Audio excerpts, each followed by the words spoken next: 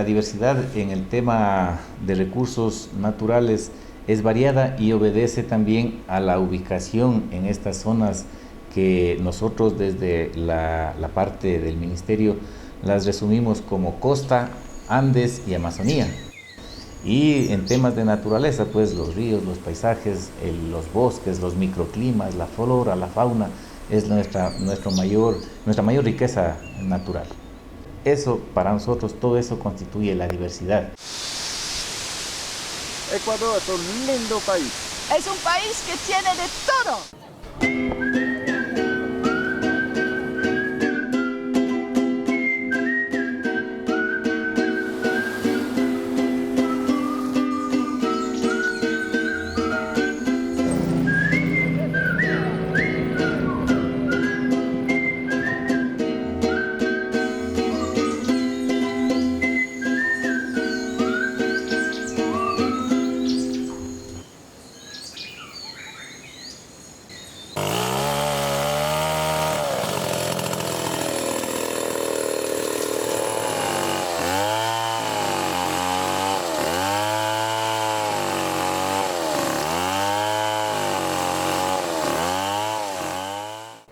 Las compañías madereras, la tala indiscriminada, los métodos de cultivo inadecuados ha hecho que la tierra ya no sea tan prodigiosa como era antes. Cuando yo era estudiante, en la escuela me enseñaban y me decían, los recursos del Ecuador son inagotables, toda la vida. De eso han pasado unos 50 años y hoy sabemos que los recursos se están agotando. Es decir, yo viví la abundancia y ahora ya veo la necesidad.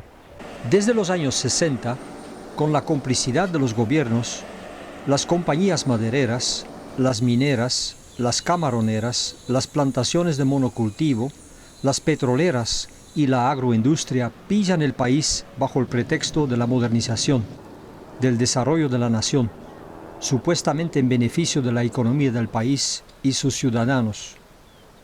En realidad es en beneficio de sus propias cuentas bancarias, o sea, los recursos se convierten en dólares que se contrabandean a bancos en paraísos fiscales. Es un robo descarado, bien organizado del campo y del ambiente. Y los poderosos se esconden en sus mansiones detrás de sus murallas con cerca eléctrica y vigilantes armados. Yo creo que cuando elogiamos a las grandes empresas, por ejemplo las florícolas, las camaroneras, lo que estamos haciendo es seguir el guión que nos enseña la tele. La televisión nos lava el cerebro para que admiremos eso. Porque así, como tontos, seguimos empobreciéndonos y entregando nuestros recursos para que otros se hagan ricos con nuestro esfuerzo. Hoy en día son las grandes empresas que dominan la economía del país. Aquí en el Ecuador pasa exactamente lo mismo que lo que pasa en el mundo entero. Las agroindustrias se enriquecen con lo que históricamente no les ha pertenecido y no les pertenece, mientras que están marginando a los campesinos. Los hacendados aquí y en Latinoamérica se apoderaron de las mejores tierras y del agua. Tenemos entonces que sus hijos, nietos y bisnietos de estos mismos hacendados son los dueños de las empresas y siguen explotando y robando. En el tiempo de los conquistadores españoles, la riqueza se las mandó a los reyes de España en los galeones. Ahora esta riqueza, estos recursos, se fugan a los bancos y a los poderosos del país. En la misma época de los 60, con la reforma agraria, empezó el endeudamiento de los agricultores campesinos, de los colonos, de los finqueros, de los montubios, de los guasipungueros, de los indígenas.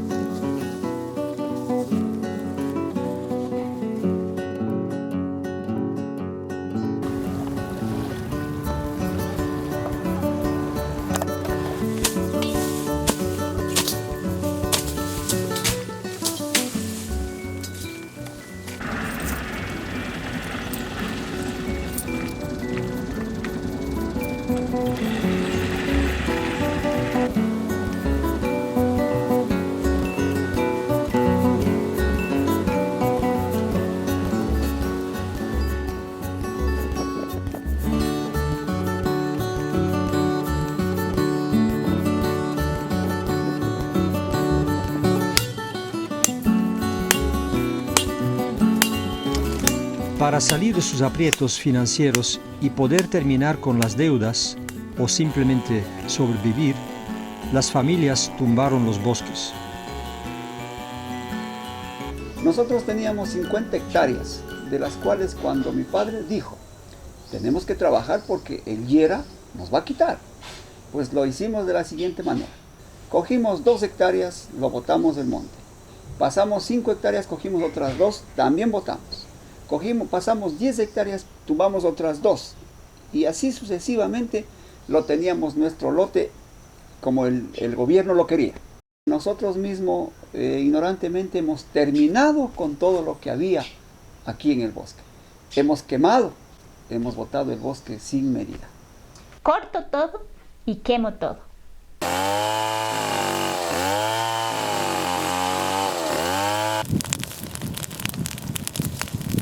Las plantas están llenas de nutrientes. Entonces, si yo quemo, lo que dice la gente, quemo el monte, ¿no? Hago accesible un montón de nutrientes. Entonces, la gente quema porque dice, después de quemar, primero el suelo me queda limpio, porque la gente piensa que un suelo limpio es lo mejor. ¿Cuál es el problema, digamos, a largo plazo? Es que a medida que yo quemo más, cada vez tengo menos cantidad de nutrientes. Con lo que hemos quemado, con lo que hemos arrinconado para botar al barranco, para en sí decir tener una tierra limpia, no nos dábamos cuenta que estábamos terminando con nuestra capa fértil. Entonces, esa es la causa de que hoy en día en partes no tenemos ya la capa fértil, y esa es la razón de que no produce. En otras partes del país donde los bosques habían sido talados desde hace mucho tiempo atrás, vendieron sus animales para pagar sus deudas. Mi contacto con las comunidades empieza antes de la reforma agraria y he tenido suerte en ver todo ese proceso. Tomo el ejemplo de Guamote, que se replica mucho en la sierra ecuatoriana. 100.000 hectáreas, de las 100.000 hectáreas, 95.000 hectáreas pertenecían a los hacendados, solo 5.000 en manos de los campesinos, de los indígenas. Y empieza a pasar la tierra, pero no es que les regalaban la tierra, por los guasipungos les donaban. Solo 3.000 hectáreas se da en forma gratuita, pero 92.000 hectáreas son compradas. Eran economías, las indígenas eran economías sin dinero. No utilizaban el dinero, no existía. Entonces, ¿cómo pagan las primeras cuotas de la tierra? Lo que hacen es venden los animales. Y el rato que venden los animales, están básicamente vendiendo la fertilidad. Y venden la tracción animal. O sea que se quedan sin forma de abonar el terreno, sin una reserva y sin tracción animal. Es como si en una torrecita que hacemos con fichas de dominó, le sacamos una ficha del asiento y se empieza a derrumbar todo. El rato que el sistema les quitó la fertilidad, empezó la catástrofe del sistema tradicional indígena en los cultivos.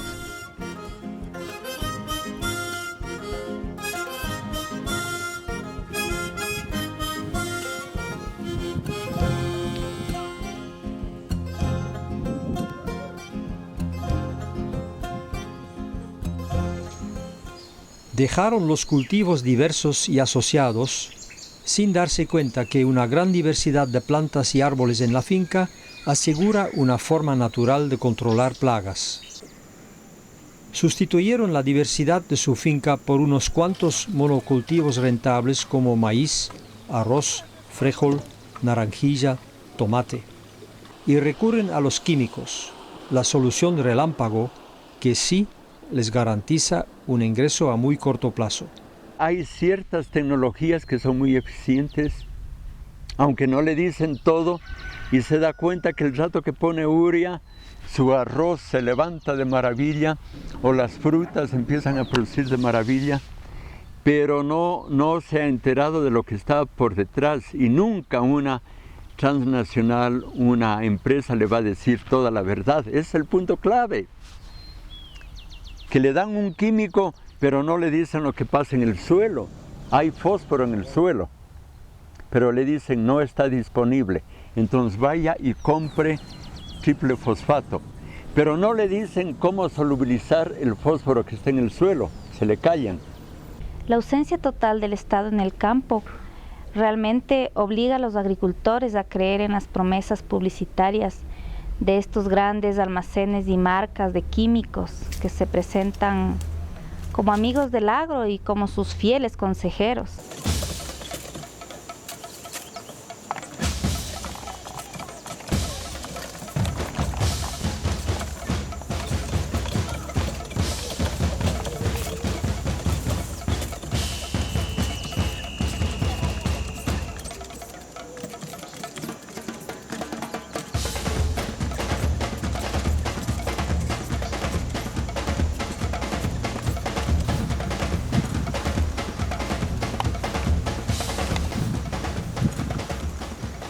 Decenas de sustancias destructivas para la vida humana y biológica envenenaron y siguen envenenando el campo, el suelo, las aguas y nuestra comida diaria.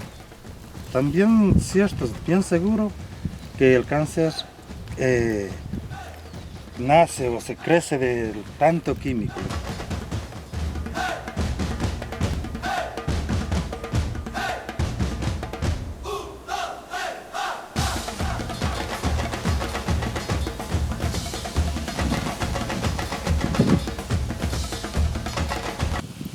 Yo mismo estoy arriesgando mi vida y me atoxiqué.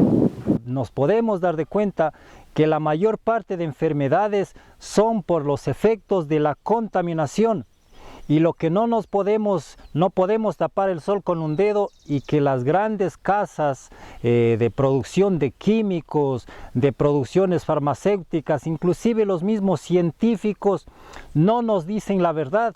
En el mayor de los casos es que la mayor parte de enfermedades es por el uso indebido, indiscriminado de estos productos que han sido muchas veces también auspiciados por el Estado. Las semillas híbridas con todo el paquete tecnológico, diga agrotóxico, llegan al país como la única opción para producir alimentos en el campo.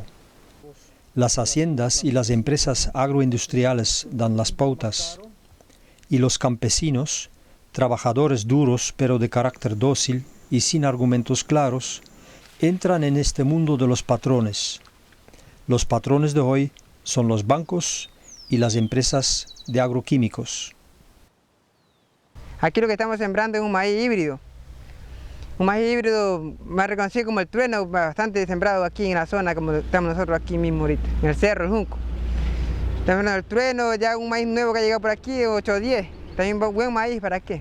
Y también un Brasil. A los 20 días nosotros aplicamos la urea aquí, en grano. A los 35 días más o menos uno lo cogolla. Para cogollarlo, para que vaya bonito, no sé, el gusano y todas esas cosas. El primer producto nosotros aplicamos aquí el Metavin. El Metavin, 2 fundas por tanque, así. Punto por tanque, con bomba, mochila al cuello, mata, carrera. Carrera, y si bomba, que te lava la bomba y te va a este lado, como miga ya. Creo que no hay como cultivar sin químicos. Es un poco difícil porque las plagas son muy resistentes a hoy en día. No es como antes que se echaba menos químico y desaparecían. Ahora es un poco duro. La contaminación es grave. Entonces hay más resistencia de los insectos y bacterias. Y la verdad estamos bien conscientes de que son demasiado fuertes. Viene uno, le da una receta, viene otro, tal vez el mismo día le da otra receta. Total es que no se sabe a cuál quedarse. Esto, como le digo, que pertenece a la oferta y la demanda en el mercado, es una lotería. ¿A quién se juzga? No es el campesino, creo que deben de juzgar las grandes fábricas. Actualmente, bajo el sistema de cultivo que se maneja en esta zona, no. Es decir, si nosotros tenemos una parcela de 1 hectárea con monocultivo, realmente, y no aplicamos ningún tipo de producto fitosanitario, seguramente habrían unas pérdidas muy importantes. Con la venta de los animales no estaba pagada la deuda, tenían que seguir pagando la deuda. Y ese momento es curioso, llegan las ONGs. Desde hace 30, 35 años, desde la reforma agraria del 64, están presentes ya ONGs. Y estas ONGs ven la situación del campesino, una tremenda deuda, produciendo 40 diferentes productos para autoconsumo. Papitos, eso tiene que terminarse. Y entran en un monocultivo que tiene mejor precio en el mercado. Entonces empiezan a cambiar toda la estructura de la producción indígena campesina que era para ellos, empieza a ser para el mercado. Empiezan a articularse con el mercado. Entonces se dedican, por ejemplo, solo a papas o solo cebolla, un monocultivo, y el rato que hay monocultivo más la pérdida de fertilidad del suelo, es el terreno abonado para que pasen a una dependencia total de los químicos. Pagan la deuda en 6, 8, 10 años, tranquilos, han pagado la deuda, pero algo tremendo ha pasado, los suelos están erosionados, y yo digo, sobre todo, las mentes están erosionadas. El deterioro del campo se debe a que realmente hemos cambiado nuestro estilo de cómo sembrar, de cómo cultivar, ¿no? De cómo hacer agricultura. Hemos perdido esa cultura. El campo a veces es acertar también el trabajo. A veces llueve a una temporada buena, a veces no. Entonces a veces se siembra y se pierde el cultivo. Y luego las personas se decepcionan y lo que tratan es de salir a la ciudad. El tema de la migración sí tiene que ver necesariamente con si la finca ya dejó de ser productiva. Todas las personas que migran hacia la ciudad piensan que va a haber una oportunidad mejor que el campo, ¿sí? Y en todo sentido. Puede ser comida, puede ser trabajo, puede ser un nivel social, ¿no? Más, digamos, más considerable, pero como mencioné, es todo lo contrario. Con todos los campesinos, y yo he sido uno de ellos que lo pensaba desde esa forma, ¿no? Que simplemente conseguir dinero se pensaba que era solamente tal vez para comprarme un artefacto, o tal vez me puedo comprar una ropa nueva, ese tipo de cosas, ¿no? Se va pensando en ese mundo, en un mundo como yo decía, en un mundo más avanzado.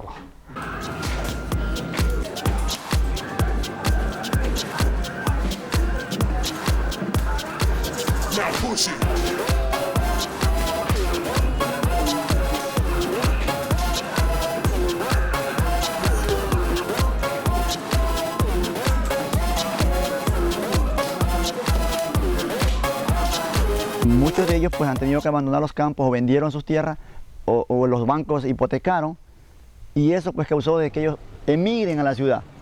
En los actuales momentos encontramos a muchas personas que yo conozco personalmente que están pues con un triciclo en realidad en la ciudad, ¿no? Y yo le digo, ¿qué pasó con esas fincas tan lindas que tenían hace mucho tiempo que yo lo conocí? Y bueno, unos me dicen pues el banco me la remató, otros no me fue bien.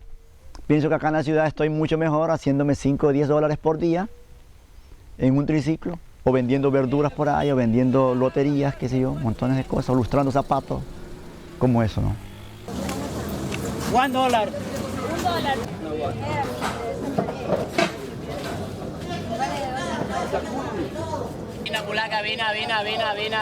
Esta migración que está ocurriendo del campo hacia la ciudad es un fenómeno global. El Ecuador no es excepción, todo lo contrario, y hay migración también del país para afuera. Hemos perdido ya, yo no sé cuántos, unos 3, 4 millones de habitantes que se han ido para afuera. Entonces, lo más grave de ese asunto es el tema de la producción de alimentos. Nosotros todavía tenemos un porcentaje mayor al 30% de la población viviendo en el campo, pero su capacidad productiva se ve mermada por el hecho de que no tenemos acceso a los productores al mercado. Es muy difícil que accedamos al mercado tal como el mercado está constituido. Es una de las cosas que creo que como país esperábamos que cambie con el cambio de gobierno, pero lo que ha sucedido ha sido todo lo contrario. Se han reforzado las estructuras de apoyo al mercado globalizado, a la agroindustria tal como existe, y nosotros vemos cada vez mermada nuestra capacidad de comercio, al punto, hasta donde yo sé ahorita, el 70% de los ecuatorianos compramos en los grandes supermercados hoy en día. Esa cifra subió en alrededor del 20% en los últimos 5 años. Es decir, que los pequeños productores hemos perdido ese 20% de mercado en los últimos años y lo seguimos perdiendo. Entonces, la preocupación final con todo esto es quién va a producir los alimentos del día de mañana. Trae la funda.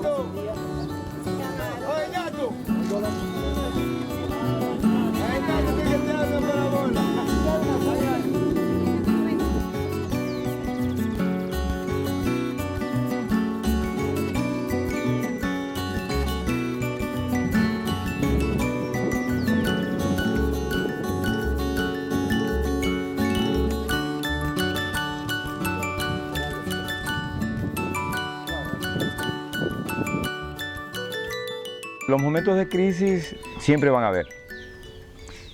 Y la humanidad toda estamos en un momento de crisis. Sigamos apostando al campo, hermano. En el campo está la comida. Nosotros que hacemos una producción a pequeña y mediana escala,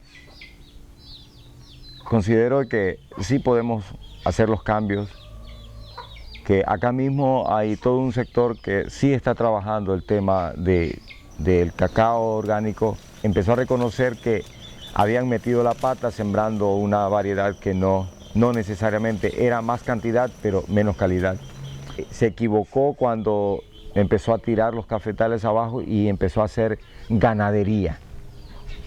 Y también entendió que ahora ya el precio del ganado, que hay muchas enfermedades para la ganadería, que a decir verdad nos hemos equivocado con el modelo que hace 40, 50 años nos implementaron acá. Que de a poco estamos reflexionando y cayendo en cuenta de que sí, por ahí no es la vía y que tenemos que repensar de qué manera vamos a seguir tratando en este caso a la Pachamama, ¿no?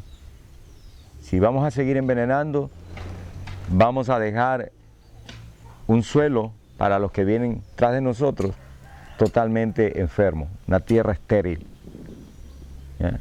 Y que es oportuno y que es casi inmediato la recuperación de esos suelos, porque tras de nosotros vienen otros que necesitan también alimentarse.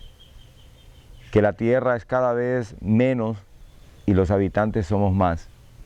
Por tanto, debemos empezar a hacer los cambios casi que de manera urgente.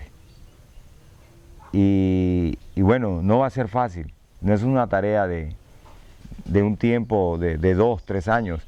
Así como ha durado todo este tiempo, 40 años, para meternos los venenos, los agrotóxicos, sus semillas manipuladas genéticamente, nos tocarán tal vez 10, 20 o posiblemente los 30 años más para remediar ese terrible error que hemos cometido.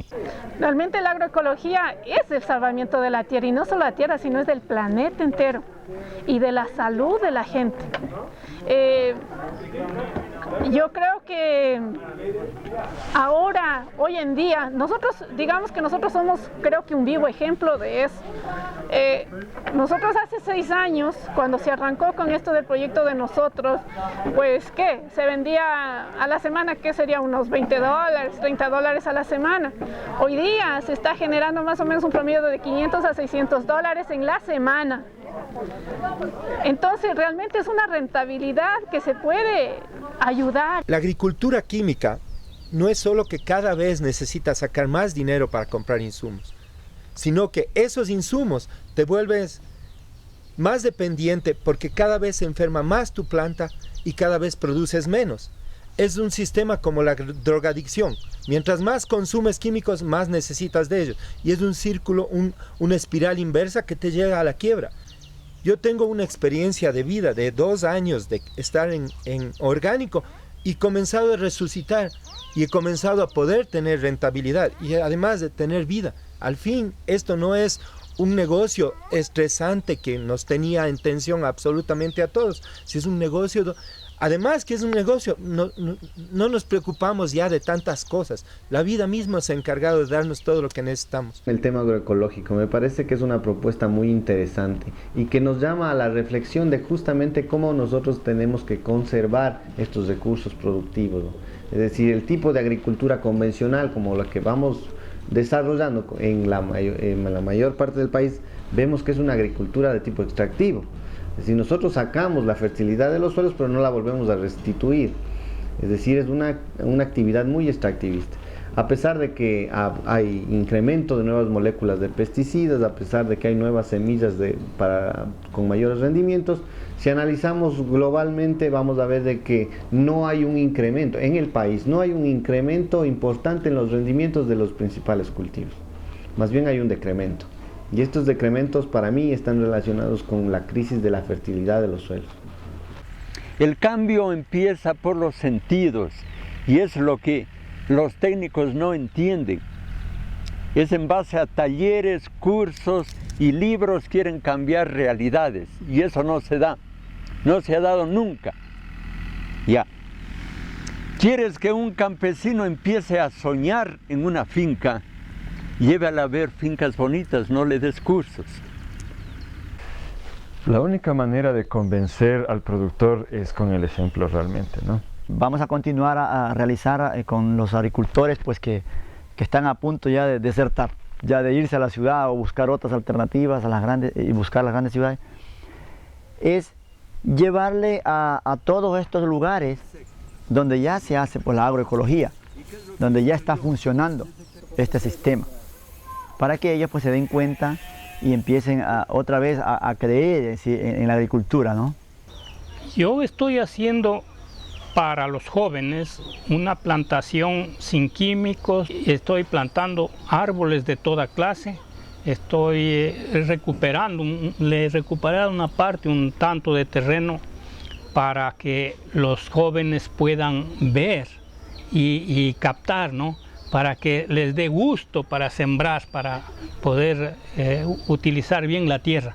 Se ha comprobado que la selva, los bosques en general, son los ecosistemas más productivos y son los ecosistemas más ricos del mundo. Por esta razón creo que es necesario, creo que podemos replicar, podemos copiar los bosques en nuestras fincas. O sea, podemos convertir montañas peladas en bosques de comida. La misma naturaleza nos guía, mira que es algo muy bonito porque la misma naturaleza nos enseña cómo construir fincas agroecológicas en aquellos terrenos empobrecidos, en aquellos terrenos gastados que se podría decir no sirven para nada. Es la misma naturaleza quien nos enseña cómo hacerlo, porque encontramos elementos tan importantes, elementos fundamentales. En este momento puedo nombrar 3 que considero los más fundamentales. Dentro de estos está la fertilización del suelo, la biodiversidad y el control o equilibrio. Mira, en los bosques hay una fertilización constante, es una fertilización permanente, porque están cayendo las hojas, las ramas, todo el tiempo encontramos que en el suelo hay algo que cayó de los árboles, ¿sí? Entonces, este va haciendo su trabajo de fertilización. Y si hablamos de la finca agroecológica, pues tenemos una gran cantidad de materia orgánica, sobra materia orgánica.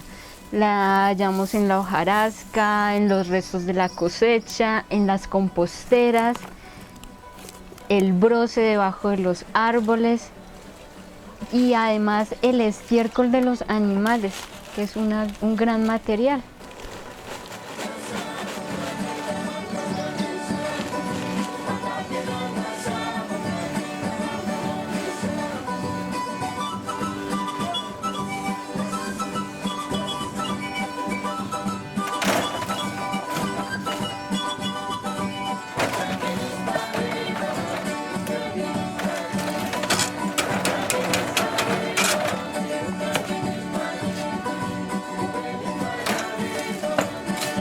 La fertilidad no se compra. Y ese tiene que ser uno de nuestros puntos básicos. La fertilidad no se compra, se la crea. Cambiarse de la agricultura de químicos a la agricultura biológica prácticamente es un cambio de prácticas. Nosotros tenemos que practicar pensando en el entorno que estamos, pensando en el daño que hemos hecho, los productos que estamos sacando al mercado para nuestro consumo se han convertido en nocivos. Entonces, ¿eso qué quiere decir? No solamente hay que olvidarnos de los frascos, sino que prácticamente nosotros tenemos que aplicar y tratar de trabajar en una agricultura limpia, con el respeto a la naturaleza y fortaleciendo nuestro suelo. Algo que fue fruto de la tierra tiene que reintegrarse al suelo. No tiene por qué ser quemado. Yo, para tener la materia orgánica para las plantas, ocupo la misma naturaleza, ¿no? Todo lo que nos sirve, lo que se cae, derrama o se corta, eso se le amontona y se le pone en la planta. Lo mismo pasa con las deshierbas en los frijoles, en el maíz, ¿no? La misma hierba se le voltea y eso es un abono. El segundo punto es la biodiversidad. Podemos copiarla en la finca al plantar una gran variedad de cultivos, de frutales, de hierbas y de plantas curativas o medicinales. La biodiversidad es lo local, ¿no? Pero cuando estoy haciendo monocultivo de teca, cuando estoy haciendo monocultivo de cualquier otra cosa, estoy acabando con la biodiversidad. ¿Sí? Y la biodiversidad son los insectos, son las aves. Eso es la biodiversidad. Vida y diversa. Seres vivientes que nacen, crecen y se reproducen, diversos, diversos, diversos. Mientras más diverso es, hay más equilibrio y más sanidad. Mientras menos plantas, mientras menos microorganismos, mientras menos insectos, más problemas de desequilibrios. La diversidad de cultivos. La diversidad para nosotros, eso es clave. Deben estar los árboles frutales, la madera, el plátano, el café, el cacao, el cruce de información que se da, el intercambio de... Si yo tengo un banano y ese se descompone, su tallo se descompone al lado de una planta de cacao, una planta de café, va a irla abonando. O sea, ¿cómo es esa interrelación de lo uno con lo otro? Especialmente cuando tú produces en una forma más sana, en una forma más integral, en una forma en la que te permita producir a largo plazo, que es principalmente la forma agroecológica. Yo pienso que ahí es cuando tú tienes que pensar en la biodiversidad como una más de tus activos de la finca, ¿no? Es una más de las propiedades que tú tienes en tu finca, ¿no? El tercer elemento es el control o equilibrio.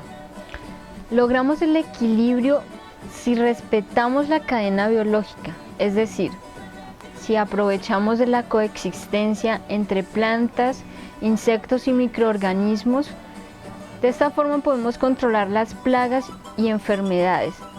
Si asociamos los cultivos y los combinamos con plantas que en la agricultura convencional son consideradas como maleza, eso significa que en la finca no quememos nunca jamás y que no botemos ningún tipo de agrotóxico. Sembramos siempre asociados nuestros cultivos de maíz con una leguminosa, que luego también nos va a producir por lo menos cualquier fruto ahí, o si no, pues simplemente el nitrógeno que aporta en el suelo.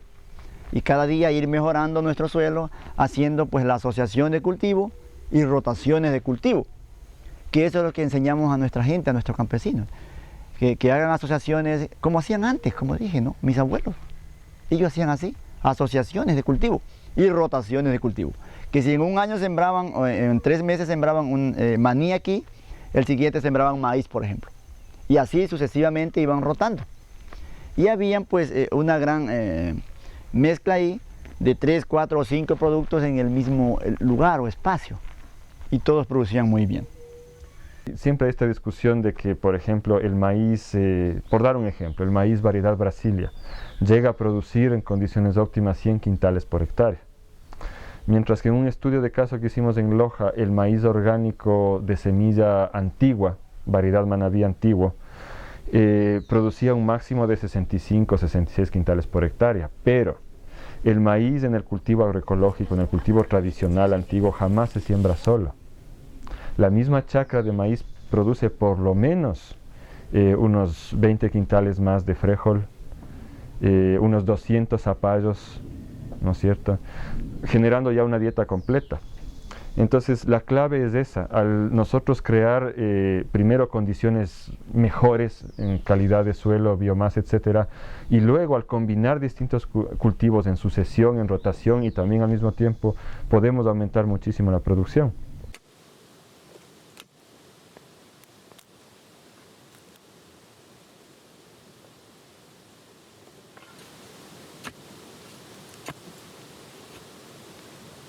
De estos tres elementos mencionados anteriormente, podemos concluir la gran importancia de plantar árboles en la finca. Es nuestra obligación, en verdad, plantar cada vez más árboles, ¿sí? Plantar, plantar y plantar, para restaurar el daño que hemos causado a nuestro entorno.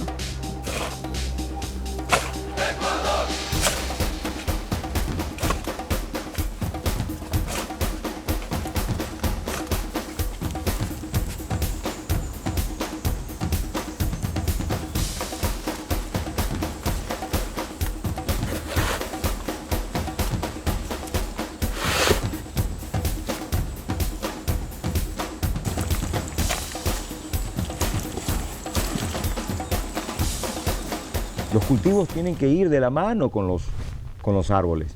Los árboles en la agroecología sobre todo nos ayuda muchísimo de los árboles a dar abono. Lo que son los árboles de guavas es un excelente abono para el suelo.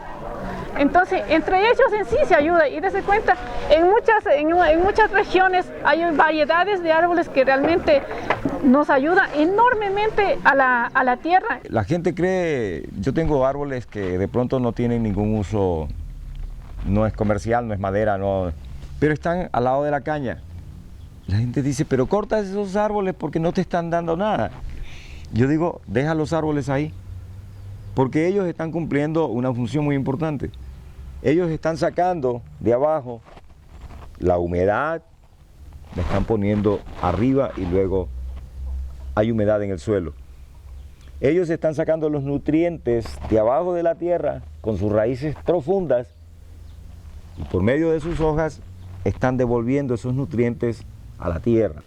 Lo que hacen los árboles es que van aumentando, digamos, la extensión. Si yo tengo una hectárea sin árboles, es una hectárea. Pero si yo tengo una hectárea con árboles, yo tengo posiblemente más espacio, digamos, más área, porque estoy aprovechando el ambiente de mejor manera. A lo mejor tengo una hectárea y media, si es que yo siembro una hectárea con árboles, porque los árboles crean otro nivel en tu finca, ¿sí? Es como tener una finca de 2 pisos. Al tener yo árboles, estoy multiplicando eso. Un árbol que tiene 30 metros de altura por arriba tiene la misma profundidad en el subsuelo y expande tanto como expande su copa y su influencia llega incluso más allá. Eso lo hemos visto aquí en el terreno donde vivo yo. Cuando llega el verano fuerte, cuando paran las lluvias, el terreno de una vecina que siembra maíz en monocultivo se seca, es un arenal. Al otro lado hay alguien que paga para tener regadío en su cancha de fútbol todo el verano con hierba amarilla. Nosotros no perdemos humedad en todo el año. Incluso en lo peor del verano aquí podemos cultivar con poco riego porque el agua y la fertilidad están retenidas en el suelo. ¿Gracias a qué? A que la primera acción que hicimos aquí fue reforestar con especies nativas.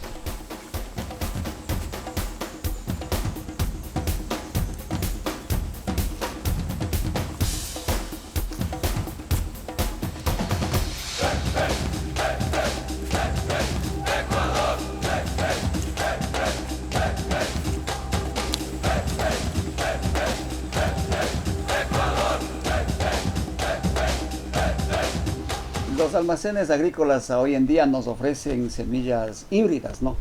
Pero por lo regular dicen ser buenas, pero ¿qué pasa? Que es un puente para uno poder, digamos, para ellos poder vender más tóxicos. Y eso es lo que hoy en día se lo hace. Pero ¿qué pasa? Que si nosotros sembramos nuestras propias semillas, el rendimiento casi da por igual, por la manera de que nosotros sembramos 3 cosas al mismo tiempo: maíz, frijol y no sé, otras cosas más, ¿no? Pero en cambio, si utilizamos semillas híbridas, es una sola. Antiguamente en el Ecuador teníamos más de 300 tipos distintos de maíz. Hoy en día se cultivan unos pocos. Nosotros en nuestras redes de semillas hemos logrado encontrar en 10 años de trabajo apenas 50. La comunidad perdió la mayoría de sus semillas, sobre todo en maíz, perdió todas sus variedades y logramos de nuevamente recuperar esas semillas y actualmente existen 8 variedades de semillas de altura, semillas criollas. Si nosotros no salvamos ahora las semillas que vienen de antes, las que regalaron los abuelos, no vamos a poder montar nada de esto, nada va a ser real. La semilla que yo compro en el almacén ha sido creada para funcionar con los agroquímicos que me venden en el almacén. Si yo quiero hacer agroecología, tengo que empezar por rescatar la semilla campesina. Y lo bonito es que cuando me meto a rescatar la semilla, acabo rescatando también la cultura. Porque el material genético que hay adentro del zapallo es apenas el 50% de su valor.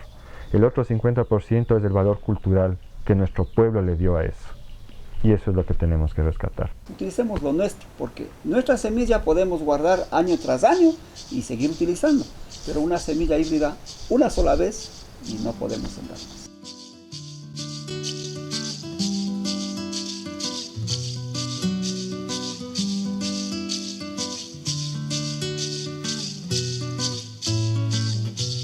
El Estado tiene un rol, un papel muy importante en impulsar la agroecología, porque esto es lo que nos ha dado alimento por muchas generaciones, por miles de años. Yo creo que el rol del Estado en esta transición del cambio de la agricultura de químicos a la agricultura orgánica viene dándose como se dio en las décadas de los 60, 70 con la famosa Revolución Verde. Entonces, la inversión que deben hacer los estados desde sus diferentes esferas es en una capacitación masiva a los productores en el campo. El Estado tiene toda la responsabilidad y el manejo del mismo Estado, que el Estado lo componemos nosotros como seres humanos y con la tierra, ¿sí? Que así como se arregla tal vez una vía de comunicación, así mismo era de arreglar una finca. El Estado ha estado trabajando más en la parte de subsidiar, pero creo que no de una manera correcta, me parece a mí. Siempre el Estado le ha dado hacienda al campesino, ha montado proyectos agrícolas, pero resulta que al momento de quedarse solos, ellos no han tenido suficientes herramientas, lo que hace que el campesino tenga que tomar otras medidas, irse a otro lado. O sea, no le enseñan a valorar ahora lo que en realidad es, o sea, la tierra, porque la tierra da. Yo digo por experiencia propia. Producir realmente es muy fácil, pero realmente lo duro es comercializar. Claro que falta un poco también de difusión por parte del Estado, buscar lugares estratégicos donde se puede comercializar todo lo que es, sobre todo este producto sano, porque para el producto tradicional hay un montón de mercados, un montón de lugares, sitios para ellos, pero para el producto orgánico no hay un sitio. Hay mucha gente, muchos agricultores que producen, pero no tienen en sí donde comercializar. En esa parte sí hace falta que el Estado, las autoridades, digamos, municipales de cada sector, pues se preocupen por esos pequeños agricultores, no agricultores en cantidades, agricultores grandes.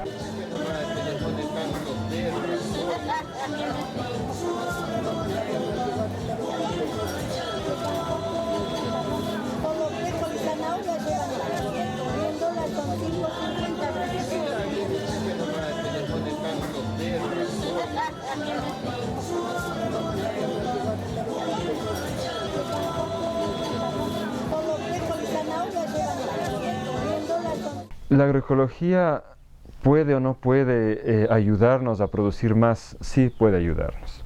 Cuando uno conversa con los mayores en distintos puntos del país, después de una corta reflexión, a la final todos los productores acabamos admitiendo que la baja productividad del suelo se debe al maltrato que le hemos dado. Tenemos 40, 50 años ya de Revolución Verde, hemos metido veneno en cantidades, hemos deforestado, hemos destruido, hemos quemado, entonces evidentemente la productividad baja. Eso nos hace que si queremos aumentar la productividad tenemos que recuperar primero biomasa, fertilidad del suelo, abastecimiento de agua sana, etc. Pero más allá de eso, también las técnicas agroecológicas permaculturales a lo que nos llaman es a sembrar policultivos complejos. Podemos aumentar muchísimo la producción, como ya lo señaló el relator especial de las Naciones Unidas para el tema de la alimentación en junio del año pasado, cuando indicó que después de un estudio profundo que él hizo, sacó la conclusión de que la agroecología es la única esperanza para el alimento de la humanidad, ¿no? En el campo está el futuro y es el presente y el futuro de nosotros. Yo me quedo en el campo, me quedo aquí. Yo quiero quedarme aquí en el campo. Yo me quedo aquí. Yo me quedo aquí en el campo. Yo me quedo en el campo. Y yo me quedo aquí. La vida está aquí, me quedo en el campo. Aquí está la naturaleza pura y hay fruta, hay comida. Entonces yo me quedo aquí. Yo me quedo aquí, no me voy de mi país. Me quedo para pelear contra los politicones, porque estos desgraciados son unos ladrones. Por eso yo me quedo aquí, no me voy de mi país. Yo me quedo aquí, no me voy de mi país. Me quedo para pelear contra los banqueros, porque estos desgraciados son unos chulqueros. Por eso yo me quedo aquí, no me voy de mi país. Yo me quedo aquí, no me voy de mi país. Me quedo para pelear contra mi amiga, entre comillas, la Coca-Cola, y contra los McDonald's. Por eso yo me quedo aquí, no me voy de mi país. Yo me quedo aquí, no me voy de mi país. No me voy para España, ni tampoco a Italia, y para Estados Unidos, ni con la visa regalada.